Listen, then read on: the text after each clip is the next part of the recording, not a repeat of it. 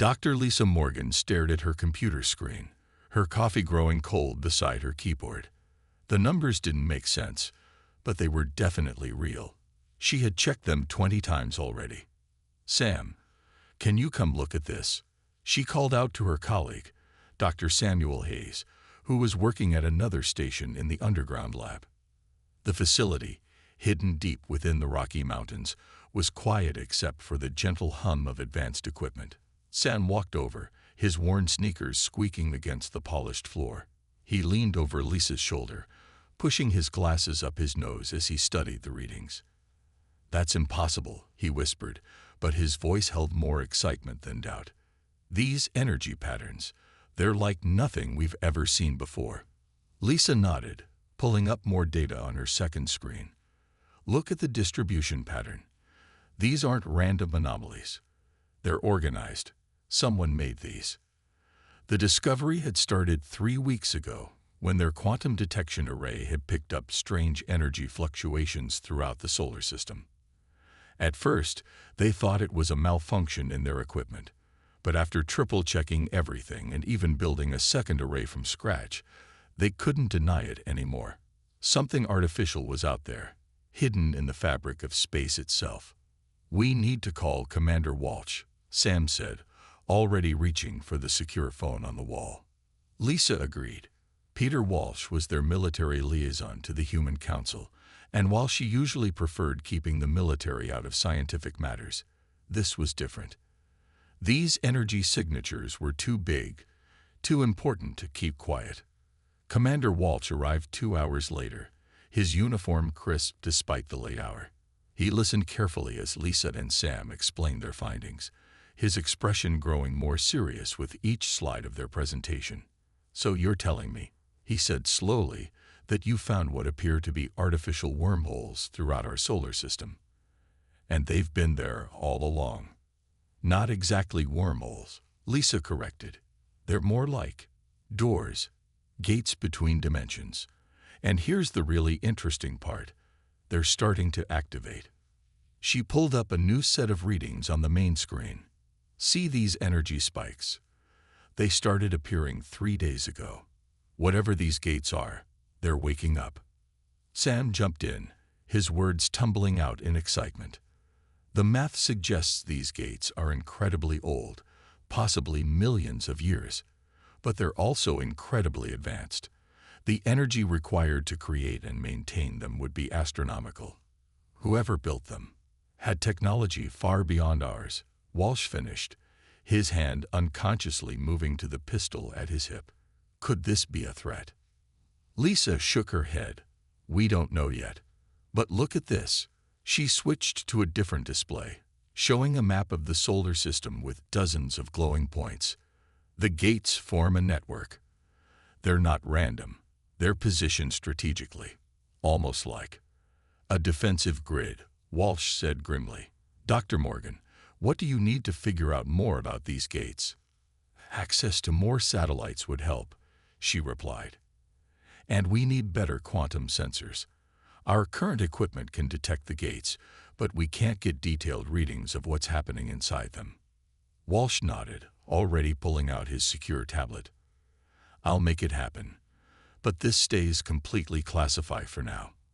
Level 10 security clearance only." Over the next few days, the facility transformed. New equipment arrived hourly, and additional scientists with top security clearance joined the team. Lisa barely slept, too excited by each new discovery to waste time on rest. They learned that the gates operated on principles that seemed to break the known laws of physics. They found evidence that the network extended far beyond their solar system, reaching into space they couldn't even observe. But most importantly, they discovered that the gates were designed to be used. "It's like finding a cosmic highway system," Lisa explained to Walsh during one of their daily briefings. "These gates were built for travel, to move ships, maybe even entire fleets, between different dimensions of space." "And you say they're activating now?" Walsh asked, concern evident in his voice. Before Lisa could answer, alarms began blaring throughout the facility. Sam burst into the room, his lab coat askew. "You need to see this," he shouted over the noise. They rushed to the main lab, where dozens of screens showed the same thing. Massive energy surges from multiple gates. The readings were off the charts. "Something's coming through," Lisa whispered, watching as the energy patterns shifted and swirled. Multiple somethings from multiple gates. Walsh was already on his phone, barking orders. "Get me Admiral Bennett. Priority Alpha. We have a situation." As they watched the screens, Lisa felt a strange mix of fear and excitement. Humanity had just stumbled onto something massive, a hidden network of dimensional gates that had protected Earth for millions of years. But now that protection was failing, and they had no idea what waited on the other side. Sam's voice broke through her thoughts. "Look at these patterns," he said, pointing to a new set of readings. "They're not random activations. Something is coordinating this. Whatever's coming through those gates, they're working together." "How long do we have?" Walsh asked, his phone still pressed to his ear. Lisa studied the data, running quick calculations in her head. Based on the energy buildup, maybe 48 hours before the first gate fully activates. After that, she shrugged helplessly.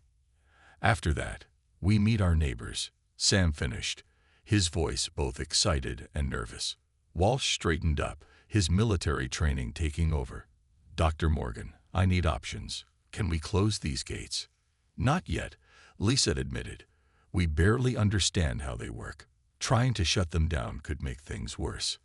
"Then we need to prepare for visitors," Walsh said grimly. "And we need to figure out why these gates were built in the first place. Something tells me we weren't meant to find them by accident." As if in response to his words, more alarms began to sound. New energy signatures were appearing, different from the others. These weren't coming from the gates. They were coming from Earth itself. Lisa," Sam called out, his voice shaking slightly. "You might want to see this. We're picking up similar energy signatures from archaeological sites around the world. They're responding to the gates." Lisa rushed to his station, her eyes widening as she saw the data. "They're not just responding," she breathed. "They're awakening. Whatever built those gates, they left something here on Earth too. Something that's been waiting for this moment." Commander Walsh looked between the two scientists, his expression hardening with determination. "Well then, doctors, let's find out what they left behind. Because something tells me we're going to need every advantage we can get." As the alarms continued to blare and more data poured in from around the solar system, Lisa couldn't help but smile despite the tension. This was what she had become a scientist for, to uncover the universe's biggest mysteries. She just hadn't expected those mysteries to come knocking on humanity's door quite so soon. The next 48 hours would change everything. Humanity was about to learn it wasn't alone in the universe, and that it had been protected for reasons they were only beginning to understand. The real question was humanity ready for what came next? Admiral Catherine Bennett stood on the bridge of the Earth Defense Fleet's flagship, her eyes fixed on the massive display screen before her.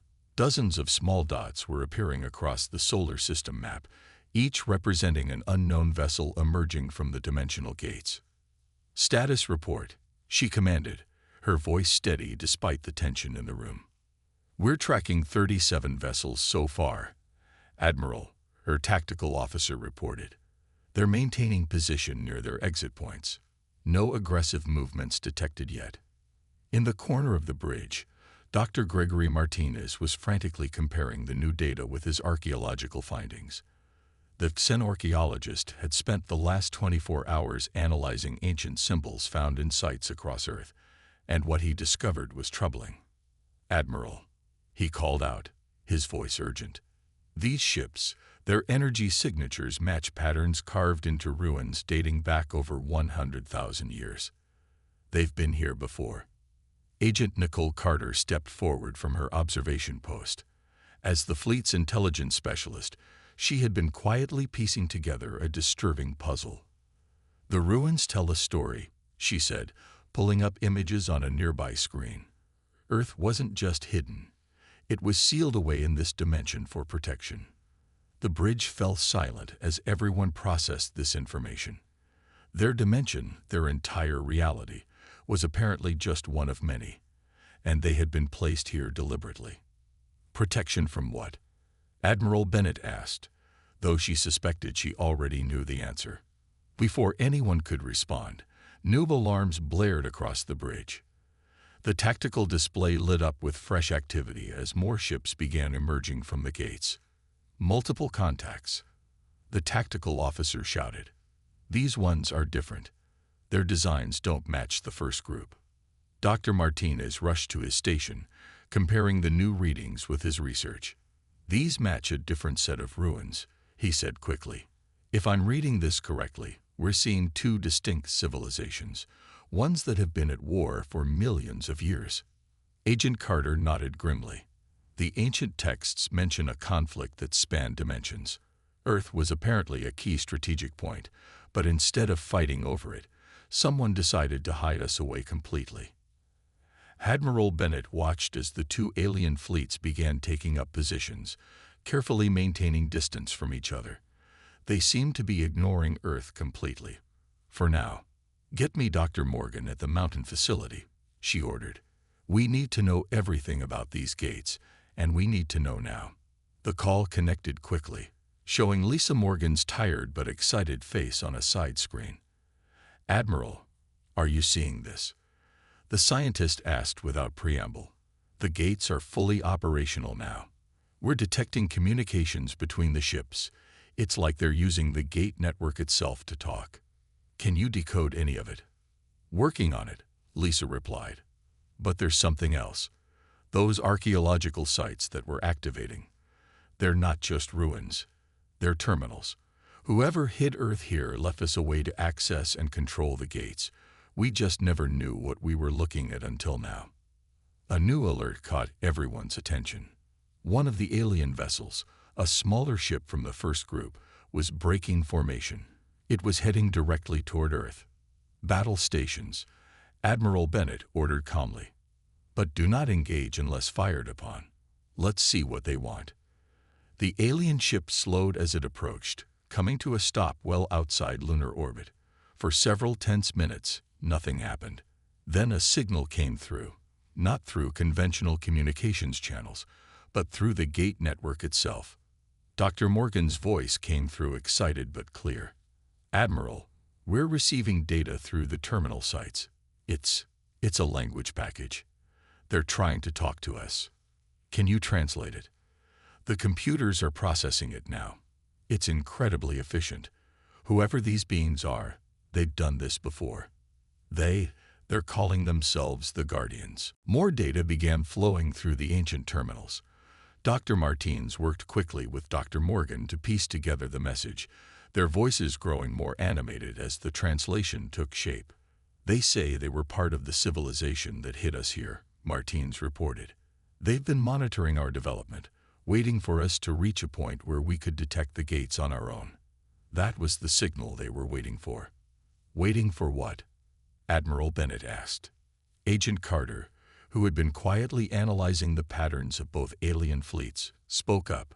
The other ships out there, the second group, they're calling themselves the Scared. According to these translations, they're the reason we were hidden away.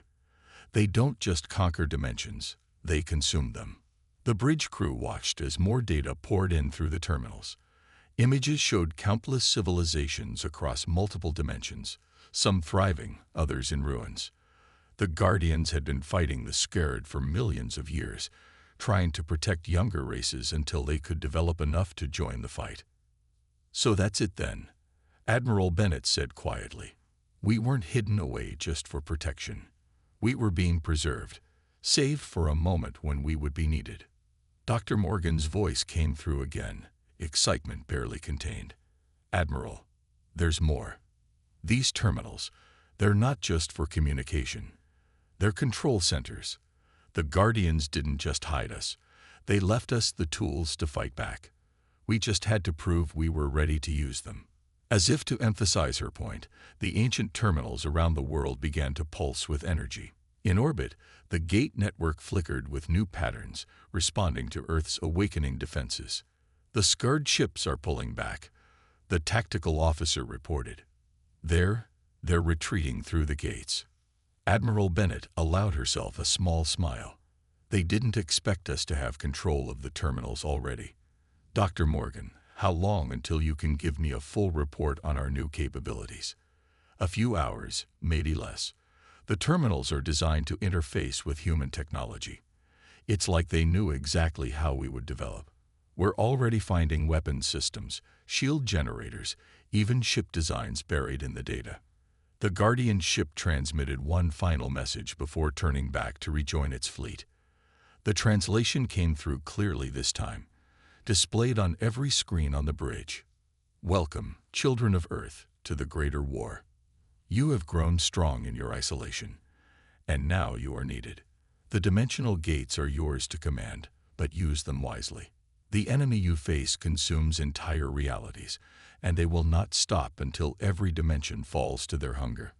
We have protected you until now. Soon, you will help us protect others. Admiral Bennett straightened her uniform, her mind already racing with plans and strategies. Dr. Morgan, I want every bit of data from those terminals analyzed. Dr. Martinez, find me everything you can about both these civilizations from the ruins. Agent Carter, start working on response protocols for the rest of their fleets. She turned to look at the main display, where the two alien fleets hung like distant stars among the gates. Humanity had just been thrust onto a much larger stage than anyone had imagined.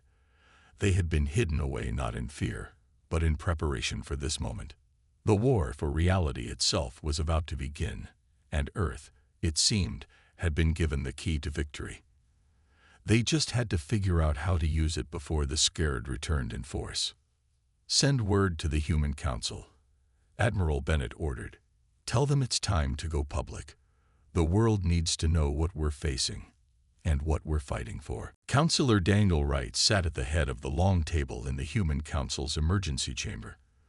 The room, buried deep beneath Geneva, was filled with tension as holographic displays showed the alien fleet's position throughout their solar system. We need to make a decision, he said, looking at each council member's worried face. Every minute we wait puts Earth at greater risk. Dr. Amy Patterson stood up from her seat, her tablet displaying the latest findings from the ancient terminals. The technology we've uncovered is beyond anything we imagined, she said. These terminals weren't just left here by chance. They were teaching tools, waiting for us to reach the right level of advancement. Major Eric Thompson, who had just returned from a reconnaissance mission through one of the stable gates, cleared his throat. Council members, what I saw out there. He paused, gathering his thoughts. There are worlds in ruins, entire dimensions scared by this war, but there are also allies waiting for us. The Guardians weren't exaggerating about the threat. The council chamber erupted in worried whispers. The idea of Earth being drawn into a multi-dimensional war was overwhelming, even with their new technological discoveries. Dr. Patterson. Counselor Wright called out over the noise. Tell us more about these terminals.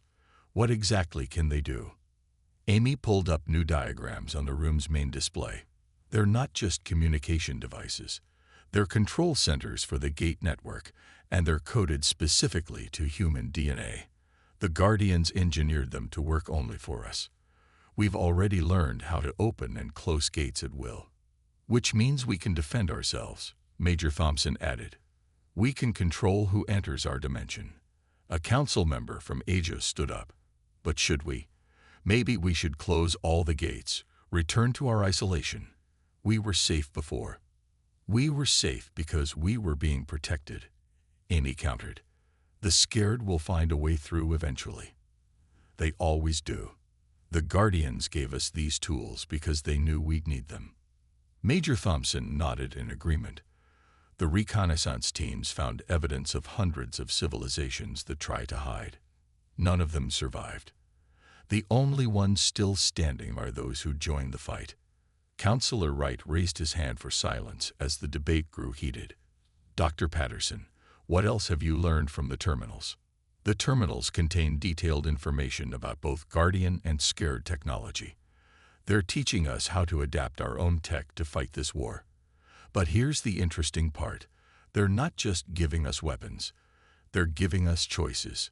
She brought up new images, showing various technological paths and their potential outcomes. The Guardians believe that every civilization must choose its own way to fight. They give us the basic tools, but how we use them is up to us. And what about our people? Another council member asked. How do we tell 8 billion humans that not only are we not alone in the universe, but we're about to join an ancient war? Major Thompson stepped forward again. With respect, we don't have a choice. The scared know we're here now. They know we've accessed the terminals. They'll be back, and in greater numbers. The room fell silent as everyone considered this. Counselor Wright stood up slowly, his decision made. We need to tell them everything, he said firmly. Our people deserve to know the truth, and we'll need their support for what's coming. Sir, Dr. Patterson interjected, there's something else you should know. The terminals. They're still awakening. We're finding more of them every hour, hidden in places we never thought to look. Ancient monuments, natural formations, even under our oceans. Earth itself was prepared for this moment. As if to prove her point, new alerts began flashing across the room's displays. Major Thompson rushed to check the incoming data. Multiple gate activations, he reported. But these are different. They're opening from our side. Dr. Patterson's eyes widened as she studied the readings. The terminals are responding to the threat. They're giving us access to strategic locations across multiple dimensions. Supply lines, safe havens, potential allies. They're giving us a fighting chance, Counselor Wright realized. Not just to survive, but to win. He turned to face the council members, his voice strong and clear. We put this to a vote. Do we reveal everything to the public and begin full preparations for war, or do we try to hide and hope for the best? The vote was quick and unanimous. Every member understood what was at stake. Very well, Wright said. Dr. Patterson, prepare a complete briefing on the terminals and their capabilities. Major Thompson, I want detailed reports from every reconnaissance mission. We need to know exactly what we're facing. What about the Guardians? Someone asked. Should we ask for more help? Wright shook his head. They gave us these tools for a reason. They want to see what we'll do with them. How we'll solve problems they've been fighting for millions of years. Dr. Patterson smiled slightly. They chose us carefully, she said. Humans have something neither the Guardians nor the scared expected. Creativity. We look at problems differently. We find solutions where others see only obstacles. Then let's prove them right, Wright declared. Major Thompson, begin preparing defense strategies using the gate network. Dr. Patterson, I want every terminal fully mapped and studied. We need to understand every tool we've been given. As the council members filed out to begin their tasks, Wright stayed behind, staring at the holographic displays. The gate network sprawled across their solar system like a spiderweb of possibilities. Each point of light represented a choice, a potential path forward. The Guardians had hidden humanity away like a secret weapon, waiting for the right moment to reveal them. Now that moment had come, and the human race would have to decide what kind of force they would become in this ancient war. Send the order, Wright said to his aide. Full disclosure to all world governments, followed by a coordinated public announcement in 24 hours, and contact Admiral Bennett. Tell her to prepare the fleet. When the scared return, we'll be ready. As the aide hurried away, Wright watched new data streaming in from the terminals. They were learning more every minute, understanding more about the vast conflict they were about to join. The Guardians had given them the tools, but what they built with those tools would be uniquely human. The war for reality itself was about to change, because humanity was about to show both the Guardians and the scared something they'd never seen before, human ingenuity unleashed across dimensions. The next 24 hours would change Earth forever. The question was no longer whether humanity would fight, but how they would reshape the very nature of this ancient war. General Michelle Rodriguez walked through the newly established Gate Command Center, watching as hundreds of technicians and military personnel worked at their stations. The massive underground facility, converted from an old missile silo in just 3 days, hummed with energy and purpose. "Dr. Cooper," she called out, spotting the weapons specialist bent over a holographic display. "Show me what you've got." Dr. Ryan Cooper straightened up, his eyes bright with excitement despite his obvious exhaustion. "General, you're going to love this," he said, manipulating the hologram to show a new weapon design. "We've managed to adapt our existing missile systems to use the gate technology." "How does it work?" the general asked, studying the complex diagrams. "Instead of traditional propulsion, we're using mini-gates," Ryan explained. "The missile opens a series of small dimensional portals along its path. It basically falls through space, making it impossible to track or intercept." At a nearby station, Lieutenant Laura Phillips looked up from her navigation console.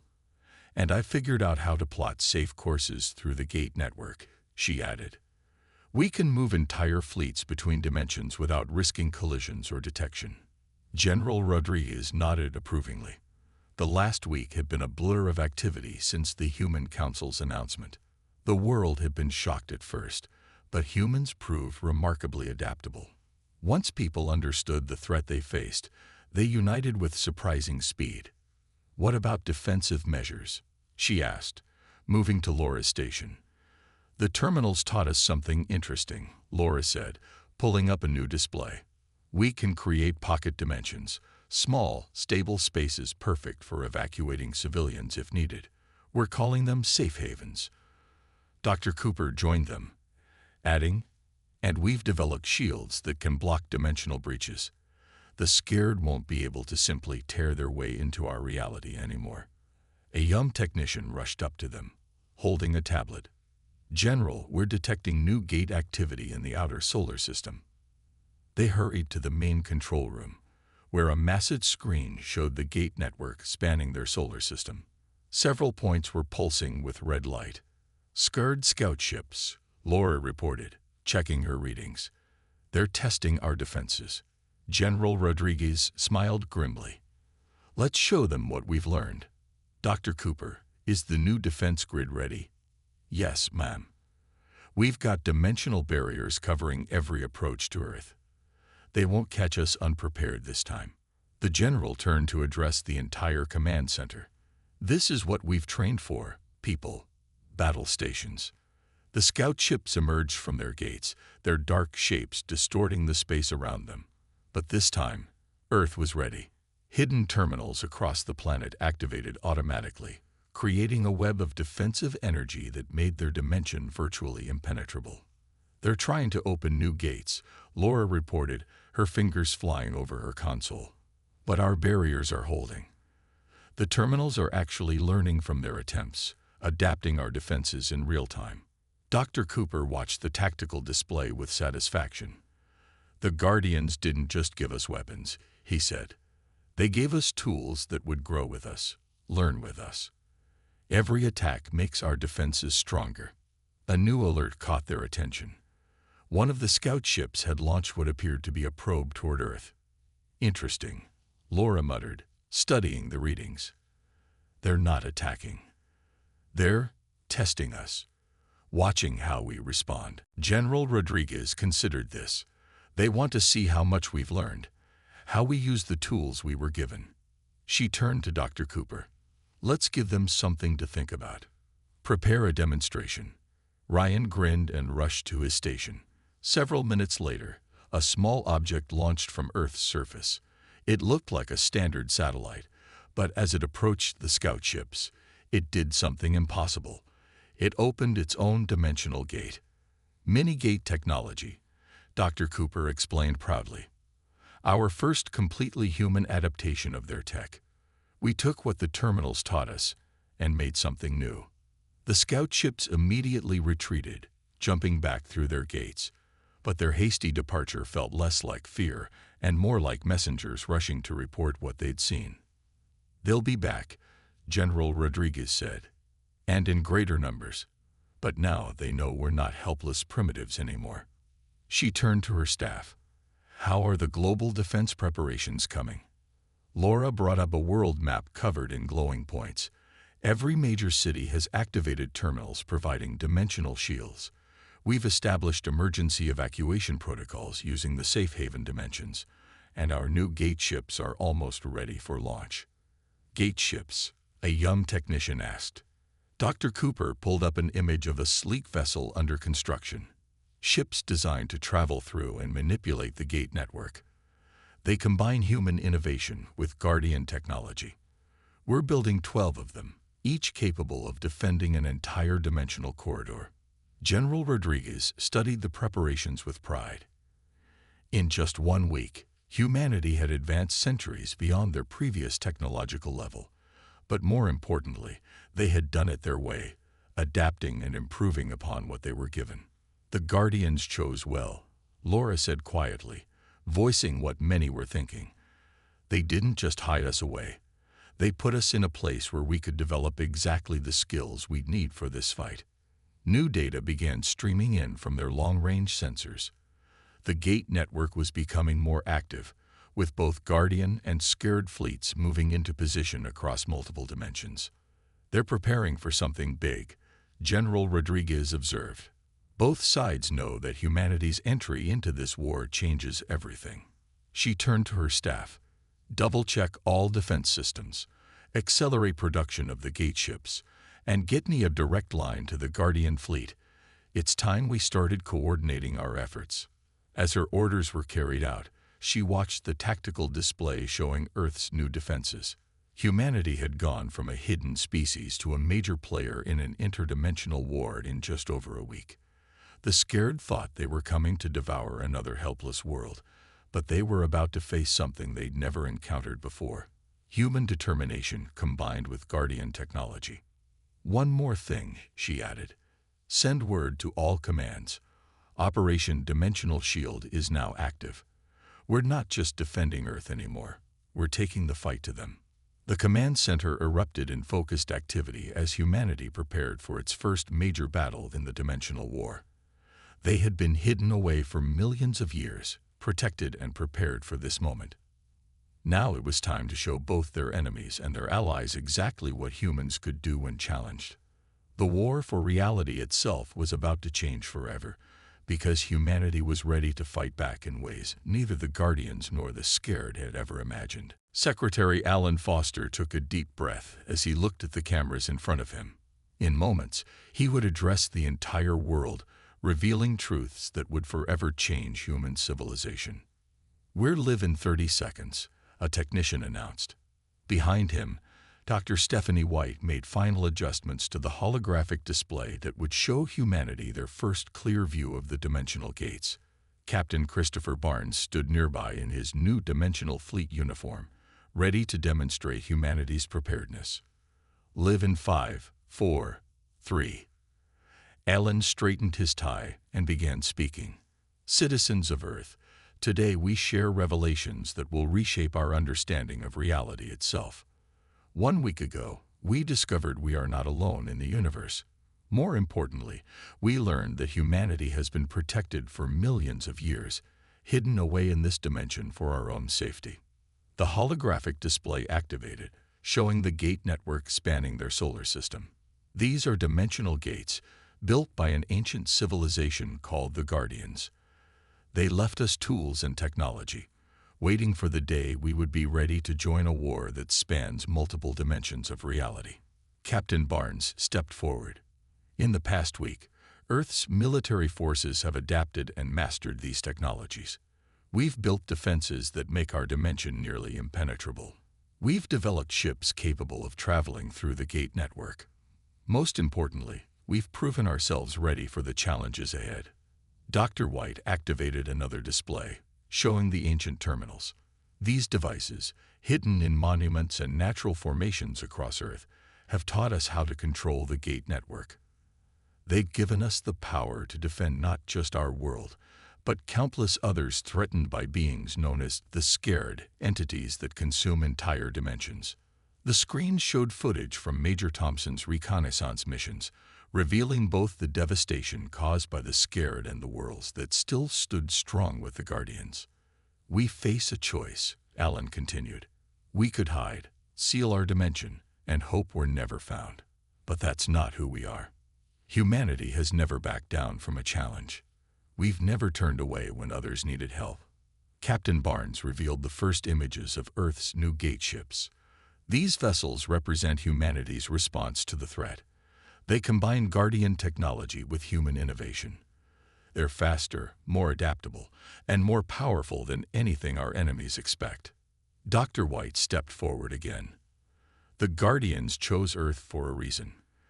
They saw in us something unique: creativity, determination, and the ability to find solutions where others see only problems. They gave us the tools, but how we use them is entirely up to us. As they spoke, new alerts appeared on their screens. The scared fleet was returning in force, hundreds of ships emerging from gates throughout the solar system. Captain Barnes touched his earpiece, listening to reports. Then he smiled. "Ladies and gentlemen, you're about to witness humanity's first official act in the dimensional war." The screen showed Earth's defense grid activating. But instead of just creating barriers, the network did something unexpected. Small gates opened around each scared vessel, redirecting their weapons' fire back at them. It was a purely human innovation, using the gates in ways the Guardians had never considered. "We are not helpless," Alan declared. "We are not unprepared. And we are not alone. The Guardians protected us until we were ready. Now, we will help protect others." The screen showed Guardian ships emerging from their own gates, taking position alongside Earth's new fleet. Captain Barnes had already coordinated their first joint operation. "To the people of Earth," Alan continued, "know that your governments and military forces are united and prepared. The technologies we've gained will transform every aspect of our society, making life better even as we face these new challenges." Dr. White demonstrated by opening a small dimensional pocket, showing how the technology could revolutionize transportation, energy production, and resource management. And to any scared forces watching this broadcast, Captain Barnes added, "Know this: humanity will not be easy prey. We've learned more in 1 week than you expected us to learn in years. And we're just getting started." As if to prove his point, the first wave of scared ships retreated, their carefully planned attack disrupted by humanity's unexpected capabilities. Alan looked directly into the cameras. "We stand at a turning point in human history. We've been given tools beyond imagination, but it's our choice how to use them. We choose to fight not just for ourselves, but for all those who cannot defend themselves. We choose to stand with the Guardians not as subordinates, but as equals." The screen showed Earth's first gateship squadron preparing for launch. Captain Barnes would lead them through the network, establishing contact with potential allies and showing both friends and enemies what humanity could do. "This is not just a revelation," Alan concluded. "This is a revolution. Humanity is ready to take its place among the stars and among the dimensions. We face great challenges, but we face them together, united as one species, ready to help reshape the very nature of reality itself." As the broadcast ended, new reports came in from across the globe. People were scared, yes, but they were also excited. Humanity had always looked to the stars, dreaming of something greater. Now they had found it, and in a way no one had expected. Captain Barnes prepared to board his ship. "Ready to make history, Doctor?" he asked Stephanie. She nodded, clutching her tablet with the latest gate calculations. "The Guardians gave us the keys to reality itself. Let's show them what humanity can build with them." The first human gate ships rose into orbit, their new engines humming with dimensional energy. They would carry humanity's message across realities. Earth was no longer hiding. They were ready to fight, ready to help, and ready to show both the Guardians and the scared that sometimes the best solutions come from the most unexpected places. The war for reality itself was about to change, because humanity had entered the fight. And they would do it their way, with creativity, determination, and the unique human ability to find hope even in the darkest corners of existence.